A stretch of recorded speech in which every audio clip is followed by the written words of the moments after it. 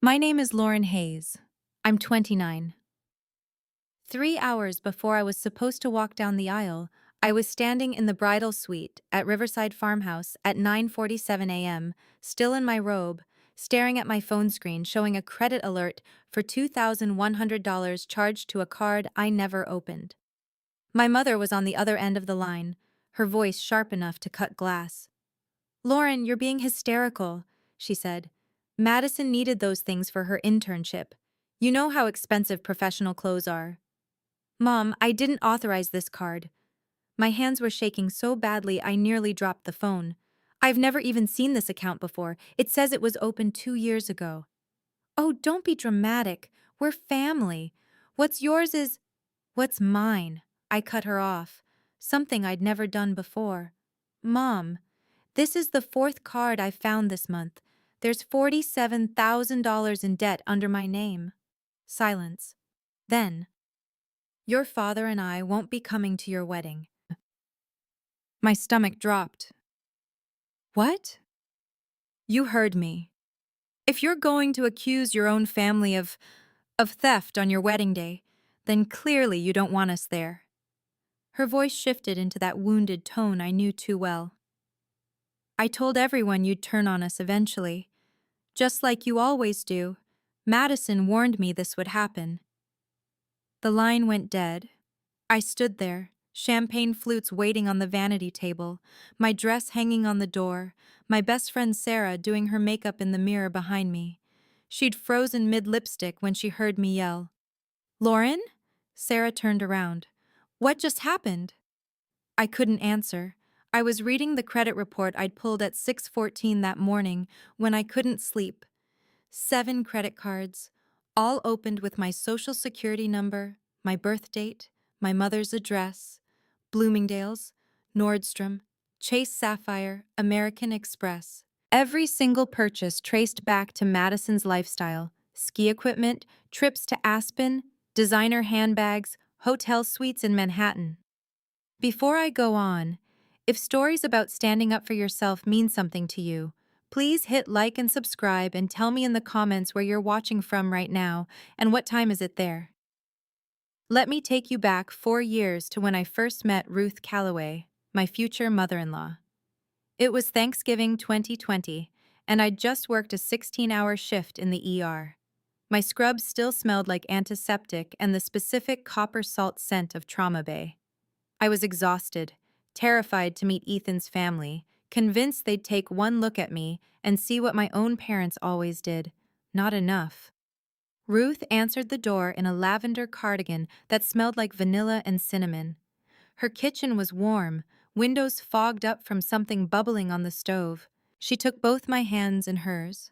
Soft hands, warm, with age spots and turquoise rings on 3 fingers. "Lauren," she said, and the way she said my name made my throat tight. Like it mattered. Like I mattered. "Ethan's told me so much about you. Come in, sweetheart. You look exhausted." I tried to apologize for being late, for not bringing anything, for my hair still damp from the hospital shower. Ruth waved it all away. She sat me down at her kitchen table, poured me tea in a blue ceramic mug, and cut me a thick slice of her apple pie. "My daughter was a nurse," she said quietly, before she passed. "I know what those shifts take out of you." We talked for 2 hours, not about Ethan, not about my job, but about books, and that specific feeling of driving home from a night shift when the sun's coming up and everyone else is just starting their day.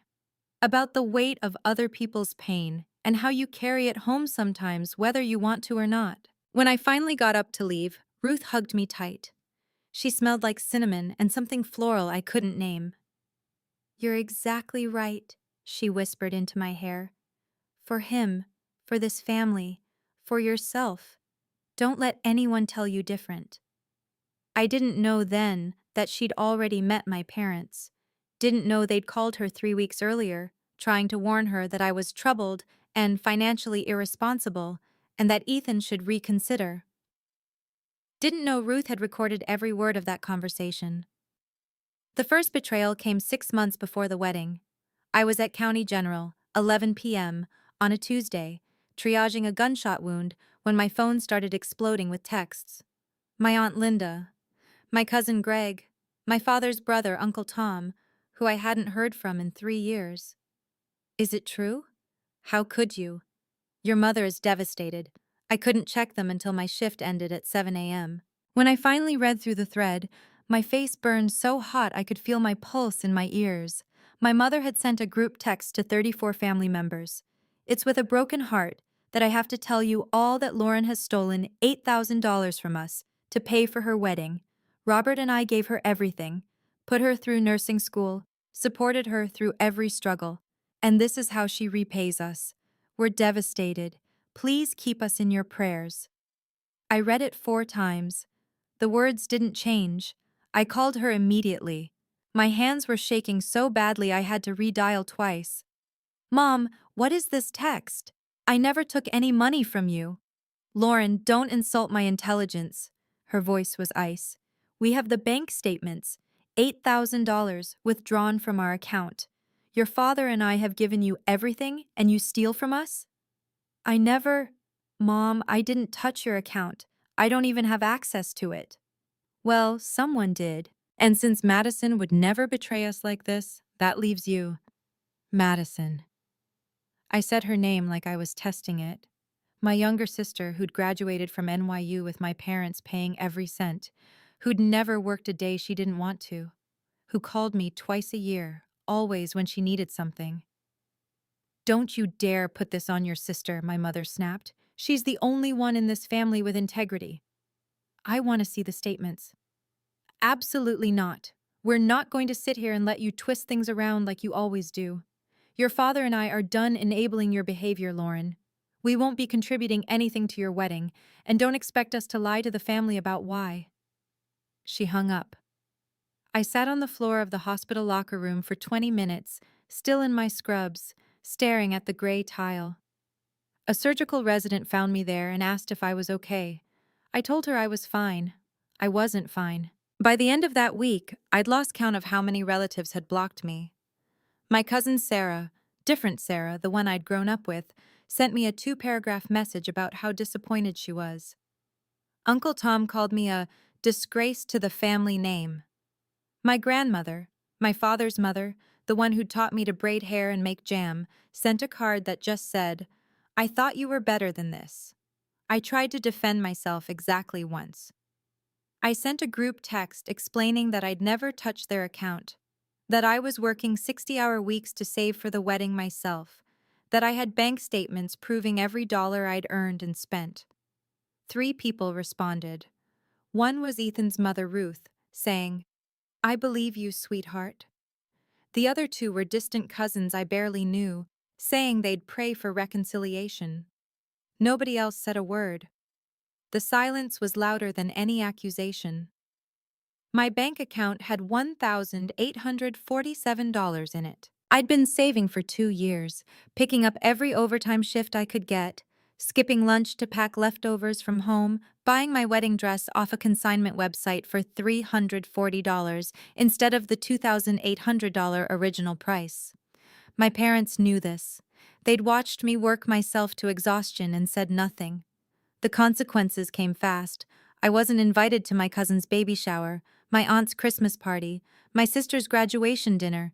Every family event, I was suddenly persona non grata. When I ran into my Aunt Linda at the grocery store 3 months later, she looked right through me and kept walking. I stopped trying to explain after a while. What was the point? They'd already decided who I was. I threw myself into work. County General became my sanctuary.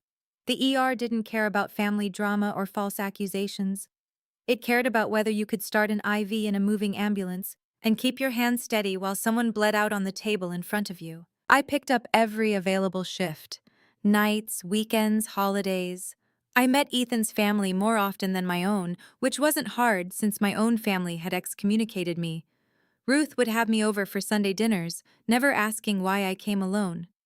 Just setting a place for me, pouring me tea, asking about my week. One of the ER docs, Dr. Marcus Chen, became something like a mentor. He was the one who noticed I was working myself into the ground. Hayes, he said one night around 2 a.m. when we were between patients, you're running on fumes. When's the last time you took a day off? I'm fine, Dr. Chen. That's not what I asked. He leaned against the nurse's station, arms crossed. You've covered every holiday for the past 6 months. You took a double shift on Christmas Eve. You doing okay? I almost told him. Almost explained about the debt I'd discovered, about my sister's name on luxury hotel receipts, about my parents' address on every credit card application. But what would be the point?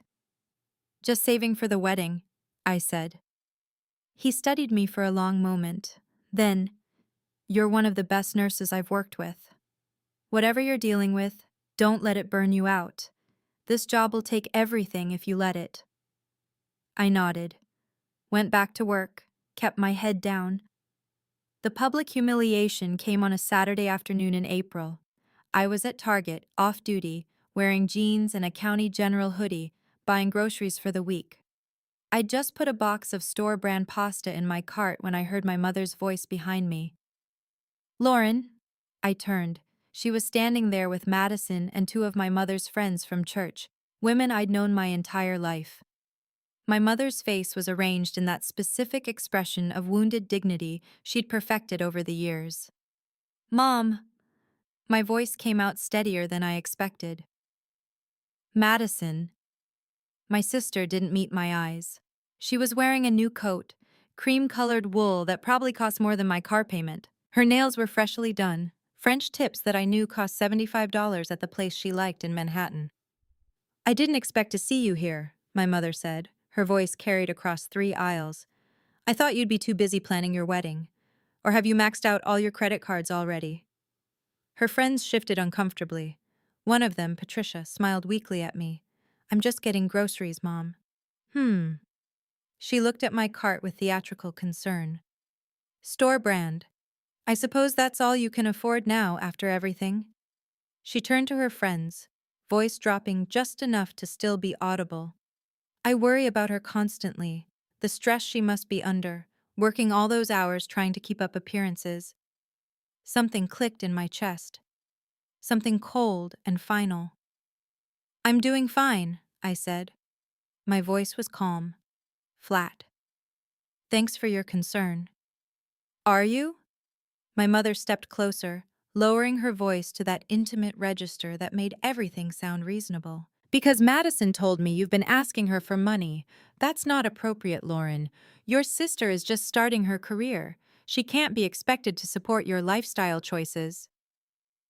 Madison still wouldn't look at me. Her face had gone carefully blank. I looked at my mother, then at Madison, then at the 2 church friends who were both trying very hard to study the shelves behind me. I haven't asked Madison for anything, I said. Well, my mother touched Madison's arm protectively. That's not what she told me. But I suppose the truth has never been your strong suit. She smiled then. That small, satisfied smile that meant she'd won something. I didn't yell, didn't cry, didn't defend myself. I just looked at her, let the silence stretch for 5 full seconds and said, I hope you're both happy. Then I turned around and finished my shopping. My hands didn't shake until I got to my car. That night, I went home and pulled every credit report I could access. It took 3 hours and 4 different websites, but I found them all. 7 credit cards, opened between 2019 and 2021. Total balance, $47,300. Every single one showed my mother's address as the billing location. Every single one had been opened with my social security number, my date of birth, my mother's maiden name as the security answer. The purchases were all Madison's. I recognized them from her Instagram posts: ski weekend in Vermont, $3,200, designer handbag collection, $8,400, hotel suite in Tribeca for Fashion Week, $2,800, business class flights to Los Angeles, $4,100. On and on. I sat on my apartment floor, documents spread around me, and understood with perfect clarity. My mother had been stealing my financial identity for at least 2 years. My sister had been complicit. and they'd both let the entire family believe I was the thief. I called Ethan. He was at my apartment in 14 minutes. "Show me," he said. I did. Every statement, every charge, every application with my forged signature. His jaw got tighter with each page. "We're calling a lawyer," he said. "Right now. Ethan, they're my parents. They're criminals." He looked at me, his face stricken. "Lauren, this is identity theft. This is fraud. This is—" He stopped, started again. My mom knew. She tried to tell me 3 months ago that something was wrong, but I didn't understand what she meant. "What are you talking about?" "She said your parents called her right after we got engaged, tried to warn her that you were financially unstable. She said something felt wrong about the whole conversation, the way they talked about you. She said she wanted to help but didn't know how. She never said anything to me, because she was afraid of overstepping." Ethan ran his hands through his hair. "Lauren, we need to fix this. Before the wedding. Before they do anything else." I wanted to. God, I wanted to. But the thought of exposing my own parents, of proving to everyone that they'd lied, that they'd stolen from me, that they'd turned the whole family against me, it felt impossible.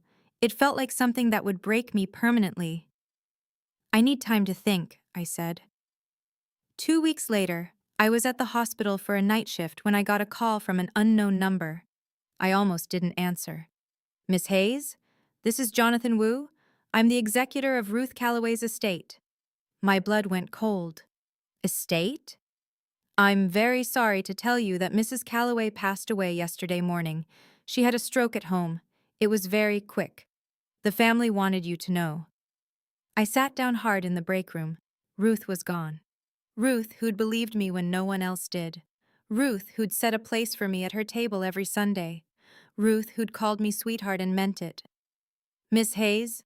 Mr. Wu's voice was gentle. "There's one more thing. Mrs. Calloway left specific instructions that I was to contact you immediately. She's left you something. Could you come to my office tomorrow?" Yes, of course." I worked my shift in a daze. Told Ethan when I got home at 7 a.m. We cried together on the couch, him holding me while I shook with grief for a woman who'd shown me more mothering in 4 years than my own mother had in 29. The next afternoon, I drove to Jonathan Wu's office in downtown. It was a small practice on the 3rd floor of an old building on Commonwealth Avenue. He was a thin man with kind eyes and graying hair, probably in his early 60s. "Miss Hayes." He shook my hand. "Please, sit down." He opened a file on his desk. "Ruth was very specific about this. She wanted you to receive this immediately upon her passing, before the wedding, before anything else happened." He slid an envelope across the desk. It was cream-colored, thick paper, my name written on the front in Ruth's looping handwriting. My hands were shaking as I picked it up. "I'll give you privacy," Mr. Wu said, and stepped out of his office. I opened the envelope with trembling fingers. Inside was a letter, folded around several documents. I unfolded the letter first. "My dearest Lauren, if you're reading this, then I'm gone. And I'm so sorry I can't be there to see you marry my son. I'm sorry for so many things, but mostly I'm sorry that I couldn't stop your parents from what they were doing while I was still alive to testify. You need to know something." In November 2020, 3 weeks after you first came to my home, your mother called me. She spent 30 minutes telling me how troubled you were, how you'd stolen from them repeatedly, how you had severe financial problems, and Ethan should protect himself. I recorded that entire conversation, sweetheart. I've been an attorney for 40 years. I knew what I was hearing. I hired a private investigator that same week. It took him 6 days to find the credit fraud. All 7 cards, all opened with your information, all billed to your mother's address. Every purchase traced back to your sister's lifestyle. The investigator documented everything: credit applications, purchase receipts, Instagram posts matching the transactions. I have sworn affidavits from 3 of the stores confirming your mother and sister made the purchases in person. I wanted to tell you immediately. God, I wanted to.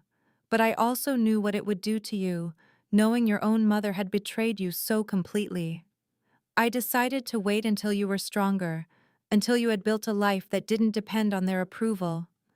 I hope I made the right choice. The documents in this envelope include all 7 credit card applications with forged signatures, investigators' report with photographic evidence, recording of your mother's call to me, legally obtained, one-party consent state, sworn affidavits from store employees, timeline showing your work schedule, proving you couldn't have made these purchases, letter Y prepared for the credit bureaus to clear your name. I've also paid off the $47,300 in debt. It's done. Your credit is frozen, and I've begun the dispute process with all 3 bureaus. My attorney, Jonathan Wu, will handle everything. All you need to do is sign where he indicates. You are not broken, Lauren. You are not what they called you. You're the young woman who works double shifts to save people's lives, who showed up at my door exhausted and scared and trying so hard to be enough. You were always enough. You were always more than enough. Don't let them steal your wedding day. You've earned every bit of your happiness. All my love, Ruth. P.S. There's one more thing in the safe deposit box. Box 447 at First National. The key is in this envelope. You'll understand when you see it. I read the letter 3 times. Then I looked at the documents underneath. Credit card applications with my mother's handwriting trying to mimic mine. Investigation photos of Madison shopping at Nordstrom. Receipts matching the dates and amounts on my credit statements. A transcript of my mother's phone call to Ruth. Every ugly word recorded. She's always been unstable. Financial problems since college. We've tried to help, but she just keeps stealing from us. You need to protect your son. There was a small brass key at the bottom of the envelope. Jonathan Wu knocked softly and came back in. I was crying, but I couldn't stop reading the documents. She paid the debt? I managed. 2 weeks ago. She knew she was sick, Miss Hayes. She wanted to make sure this was handled before... He paused. She cared about you very much. I need to go to First National. Of course. I'll walk you over. It's just 2 blocks. The bank was quiet, all polished wood and hushed voices. The clerk led me to the safe deposit room, used the bank's key with my small brass key, and left me alone with box 447. Inside was a single envelope. I opened it. It was a check, made out to me, for $50,000. And a note in Ruth's handwriting. For your future, start your life free. R. I sat in that small room and sobbed until a bank employee knocked gently and asked if I was all right. I went home and told Ethan everything. Showed him the letter, the documents, the check. He held me while I cried, then made me tea, then sat down with me at the kitchen table and said the words I needed to hear. What do you want to do? I want them to know, I said. I want everyone who believed them to see the truth. Okay, Ethan said. Then that's what we'll do. The wedding was in 6 days. I called my parents exactly once. My mother answered on the 3rd ring. Lauren, what do you want? I want you and Dad to come to the wedding. Silence. Then, we already told you we're not coming. I'm asking you again, please, both of you, Madison too. After how you've treated us? Her voice was pure acid. After you accused your own family of Please, Mom, I'm asking you to be there. Another long silence. I could hear her breathing, calculating. We'll think about it, she said finally. Then quieter. Your father and I never wanted it to come to this. She hung up. I knew they'd come. I knew because they couldn't resist the opportunity to be seen as the bigger people, the forgiving parents who showed up despite their daughter's betrayal. I knew because Madison would want to be there, to see what she'd helped take from me. I was right. The wedding day was perfect. May 15th, 72 degrees, sun streaming through the white oak trees at Riverside Farmhouse. The ceremony was at 2 p.m., 200 guests on the lawn, white chairs and wildflowers, and my friend Sarah crying in the front row. Ethan and I had written our own vows. When it was my turn, I looked at him and said the only truth that mattered. You believed me when no one else did. You saw me when I was invisible. You've given me a family that feels like home. I promise to love you with the same fierceness you've shown me. I promise to be your safe place, the way you've been mine. I promise that our children will always know they're wanted, they're loved, and they're enough exactly as they are. There wasn't a dry eye on that lawn. My parents didn't come to the ceremony, but at 6:47 p.m., right as the reception was starting, they showed up. I was inside the farmhouse barn with Ethan, about to make our entrance, when I heard my mother's voice carrying across the lawn. Sharp, authoritative, designed to be heard. We're her parents.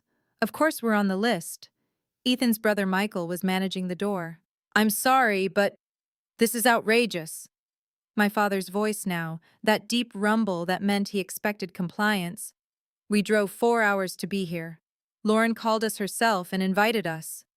I had invited them, just not to the reception. Ethan looked at me. Are you ready? I'm ready. We walked out together onto the barnwood floor. The barn had been transformed. String lights overhead, long tables set with wildflowers, a small stage at one end with a projector screen for toasts. 200 people turned to watch us enter, applauding and cheering. My parents were standing near the entrance, Madison between them. My mother was wearing navy blue, her hair done, makeup perfect. She looked wounded and dignified, exactly the look she'd perfected over the years. She saw me, and her expression shifted into something like relief. Lauren, sweetheart, there's been a mix-up at the door. It's not a mix-up, I said quietly. You weren't invited to the reception. Her face went very still. Excuse me? I invited you to the ceremony. You didn't come. We were running late. My father stepped forward. Lauren, don't make a scene. Not on your wedding day. I'm not making a scene, Dad. I'm just clarifying that you're not invited to stay. My mother's eyes narrowed. Then she looked around at the guests, many of whom were watching now, and her expression transformed. Her eyes filled with tears. Her voice broke. We drove 4 hours to be here. We're her parents. She looked at the crowd, at all those witnesses. We already told everyone you uninvited us, Lauren. They know what you did. But we came anyway because we love you. And now you're going to humiliate us in front of all these people? It was a masterclass in manipulation. I watched several guests' faces shift into sympathy. Whispers started. Ethan's hand tightened on mine. Mom, I said, my voice carrying across the barn, why did you tell everyone I stole $8,000 from you? Because you did. She said it immediately, without hesitation. You took money from our account to pay for this wedding. I never touched your account. Lauren, please. My mother wiped at her eyes. Not here. Not now. Then when? I looked at my father. Dad, when were you going to tell everyone the truth? The truth? My mother's voice went sharp. The truth is that you've been lying about this family for months, turning people against us, spreading vicious rumors. About the credit cards? I asked quietly. My mother froze, just for a second, but everyone saw it. I don't know what you're talking about. The 7 credit cards opened in my name, I continued. Without my consent, $47,300 in debt, all charged by Madison, all sent to your address so I wouldn't find them. That's insane. My mother looked at the crowd again, playing to them. She's having some kind of breakdown.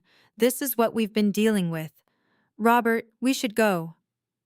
Wait, Ethan said. He walked over to the laptop connected to the projector. I think everyone deserves to see the truth. The screen behind us lit up. Credit report. My name at the top. 7 accounts listed, all opened between 2019 and 2021. Every balance in red. My mother went white. "These are all fake," she said, but her voice had lost its power. "This is... You fabricated these to hurt us." "They're from Equifax," Ethan said calmly. "Downloaded 6 weeks ago. But here's what's interesting." He clicked. The screen changed to show credit card applications. My mother's handwriting, trying to mimic my signature. The forged signatures were obvious once you knew to look for them, the way my mother made her L's, the specific slant of her numbers. "Stop this," my father said. His voice was hard. "Right now, Lauren." "Why?" I asked. "So you can keep telling everyone I'm a thief? So Madison can keep spending money stolen in my name?" Click. The screen showed Madison's Instagram posts, dated and geotagged. Click again. Credit card receipts for the exact same dates, locations, amounts. The Mayflower Hotel in December 2020. Madison's post from the Mayflower lobby. Bergdorf Goodman in March 2021. Madison's post showing her new handbag with the Bergdorf bag in the background. "You went through my Instagram?" Madison's voice was small. She'd been silent until now. "I didn't have to," I said. "Ruth's private investigator did." "Ruth?" My mother's face twisted. "That interfering old..." "Careful," Ethan said softly. "You're talking about my mother, who died 2 weeks ago, who paid off all $47,300 of the debt you created in my wife's name." The barn was completely silent. 200 people watching my mother's face cycle through emotions: shock, rage, calculation, fear. "This is ridiculous," my mother tried. "Everyone knows Lauren has always been prone to exaggeration. Ever since she was a child, she's twisted things, made herself the victim." Click. The screen changed again. This time it was a transcript. Audio waveform visible at the top, words scrolling below. Karen Hayes. "She's always been unstable. Financial problems since college. We've tried to help, but she just keeps stealing from us. You need to protect your son from her, Mrs. Calloway. I'm calling you out of concern, mother to mother." "That's..." my mother started. "A recording of your call to my mother," Ethan finished. "November 2020. 3 weeks after you met Lauren. One-party consent state. Completely legal." My mother knew exactly what she was hearing. My mother's mouth opened and closed. No sound came out. Click. Another document, sworn affidavits from 3 different store employees, all confirming they'd assisted Karen Hayes and Madison Hayes with purchases, all on dates matching the credit card statements. Click. Another document, my work schedule from County General for every date a credit card was used, badge swipes showing me logged into the hospital system, patient charts with my signature and timestamp. Dr. Chen's letter confirming I'd worked the ER the night Madison charged $2,100 at a spa in Manhattan. I was coding a gunshot patient at 8:47 p.m. on March 3, 2021, I said quietly. Same minute Madison was checking into a suite at the Ritz-Carlton. I have 40 witnesses who can place me in the trauma bay. My father had gone very gray. He looked at my mother. "Karen? This is all, it's circumstantial. It doesn't prove..." "Mom!" Madison's voice cracked. "Stop!" Everyone turned to look at her. She was crying, her expensive makeup running. "Just stop," Madison said again. I can't do this anymore." "Madison, don't you dare," my mother started. "You said she'd never find out." Madison was openly sobbing now. "You said it was fine, that she made enough money that she wouldn't even notice. You said she owed us because we paid for her nursing school. You said..." "That's enough." My father's voice was granite. He grabbed Madison's arm. "We're leaving." "I think you should," Ethan said. His voice was still calm, still quiet, but there was steel underneath. "And I think you should know that copies of all this evidence have been sent to the police, the credit bureaus, and every single person in this room who received Karen's text message about Lauren stealing from them." My mother looked at me then. Really looked at me. Her face was a color I'd never seen before, somewhere between ash and fury. "You'll regret this," she said. "You've just destroyed this family." "No," I said. "You did that. I just stopped letting you blame me for it." They left, all three of them.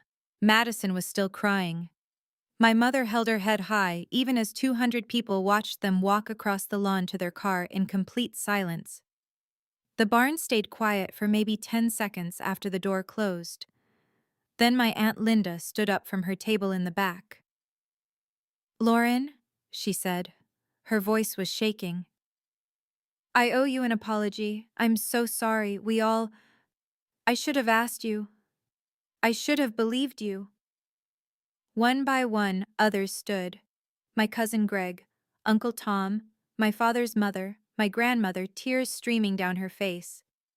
They didn't all apologize out loud, but I saw it in their faces. The guilt, the recognition of what they'd done by staying silent. Sarah, my maid of honor, came up and hugged me so tight I couldn't breathe. "I can't believe they did that to you," she whispered. "I can't believe we let them." The DJ, bless him, started the music back up. Someone handed me a champagne glass. Ethan wrapped his arm around my waist and said into my ear, "Are you okay?" "I'm perfect," I said, and meant it. The rest of the night was a blur of toasts and dancing, and my grandmother holding both my hands and saying, I'm sorry," until I hugged her and told her it was okay. Uncle Tom got drunk and cried while telling me I was the best kid in the family. My cousin Sarah, the one who'd called me a disgrace, found me by the dessert table and asked if we could talk sometime. "Maybe," I said, "but not tonight." She nodded. Understood. At 11 p.m., Ethan and I slipped away from the reception and walked down to the creek that ran behind the property. The music was distant, the firefly lights like stars in the trees. We sat on a bench overlooking the water. "Did you know Ruth had done all that?" I asked. "Not until the investigators sent the files last week. She'd set it up to be delivered to me if she passed before the wedding." Ethan took my hand. "She wrote me a letter, too. Said you'd want to handle it yourself, but if you couldn't, I should do it for you. She wanted to make sure everyone knew the truth." I leaned against his shoulder. "I can't believe she's gone." "Me neither." We sat there until my feet hurt too much from the heels, and we walked back up to the barn. The party went until 2 a.m. I danced with my new husband. I laughed with friends. I ate 3 pieces of cake and didn't care about the frosting on my dress.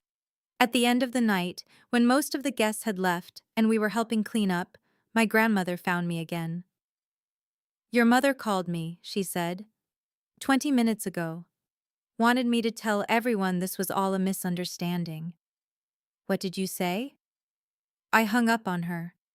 My grandmother touched my cheek. "I'm 81 years old, Lauren. I've wasted too much time believing the wrong person. I won't do it again." She hugged me and left. 3 days later, Madison called me. I almost didn't answer. "Lauren!" Her voice was thick, like she'd been crying for hours. "Can we talk?" "I don't know. Can we?" "I'm so sorry. I knew what Mom was doing. I knew the cards were in your name. I didn't think about what it would do to you. I thought you'd catch it and fix it and everything would be fine. I didn't think she'd—" She broke off. "You didn't think she'd turn the whole family against me?" "No, I mean, yes, I don't know. Lauren, I'm sorry. I know that doesn't fix anything, but I'm so fucking sorry." I was quiet for a long time. Then, "Are you still living with them?" "I moved out yesterday. I'm staying with a friend." "Good. Can I see you sometime? When you're ready? I want to pay you back. It'll take a while, but I want to make this right." "I'll think about it," I said. And I hung up. The truth is, I don't know if I'll ever be ready to see Madison again. Part of me wants to believe she's genuinely sorry. Part of me knows she is 23 and scared and realizing for the first time that actions have consequences. And part of me will never forget that she knew. She knew what they were doing, and she said nothing. But that's a decision for another day. 6 months later, Ethan and I are in our new apartment in Boston, 2 blocks from County General. I kept working in the ER, but I dropped down to 4 shifts a week. I'm using Ruth's money to go back to school part-time for my nurse practitioner degree. Turns out I'm good at emergency medicine. Dr. Chen wrote me a recommendation letter that made me cry. The apartment has huge windows that overlook the park. We adopted a cat from the shelter and named her Ruth. She sleeps on the pillow between our heads and purrs like a lawnmower. My credit score is 780. All 7 fraudulent cards have been removed from my record. Ruth's lawyer filed police reports, and my mother was formally charged with identity theft. She took a plea deal, probation, restitution, community service. She didn't go to jail, but the court record is public. Everyone knows now. Everyone. I don't talk to my parents. They send letters sometimes, long rambling things about how I've broken their hearts and betrayed the family, and they're the real victims here. I don't read them anymore. Ethan throws them away. Madison and I had coffee once, 2 months ago. She's working now, waiting tables, trying to pay back the debt in installments. She cried the entire time and apologized so many times I lost count. I told her I appreciated it, but I wasn't ready to have her in my life yet. Maybe someday. Not today. Some relatives still think I was too harsh, that I should have handled it privately, that I shouldn't have humiliated my parents at my own wedding. Those people don't talk to me anymore either. That's okay. I've learned that sometimes the trash takes itself out, but most of the family came around. My grandmother sends me cards every week. Uncle Tom calls every Sunday. My cousin Greg named his new daughter after Ruth, which made me sob for 20 minutes when he told me. I visit Ruth's grave every month. It's in a cemetery in Newton, under a big oak tree. I bring flowers, usually whatever's blooming, nothing fancy. I sit there and tell her about my life, about school, about Ethan, about the cat, about the family dinners where people actually ask how I'm doing and listen to the answer. Thank you, I tell her every time. Thank you for seeing me. Thank you for believing me. Thank you for giving me the weapons to fight back. The stone is simple, just her name, her dates, and the inscription. She loved fiercely and left no one behind. If you're watching this, and you've ever felt invisible in your own family, I need you to hear something. Their blindness is not proof of your worthlessness. Their silence is not evidence that you deserved it. Some people will choose comfort over truth every single time, and that says everything about them and nothing about you. You don't need their validation to be whole. You don't need their approval to be worthy. You just need one person, one Ruth, one Ethan, one friend, one teacher, one stranger on the internet to say, I believe you, and mean it. That's enough to start rebuilding. And if you're reading this, and you've been the one who stayed silent, who chose not to ask questions, who believed the loudest voice instead of looking for the truth, it's not too late. It's never too late to say I'm sorry, and mean it. It's never too late to become the person who asks questions. Who believes the unlikely story? Who checks the receipts? Here's what I want you to do. If you've ever had to prove your innocence to people who should have believed you, type, I fought back in the comments.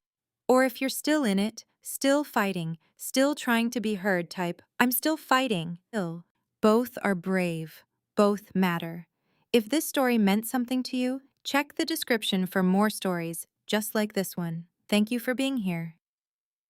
And if you're heading into a difficult family situation this year, I hope you remember, you are allowed to choose yourself. You are allowed to set a boundary. You are allowed to walk away. Take care of yourselves.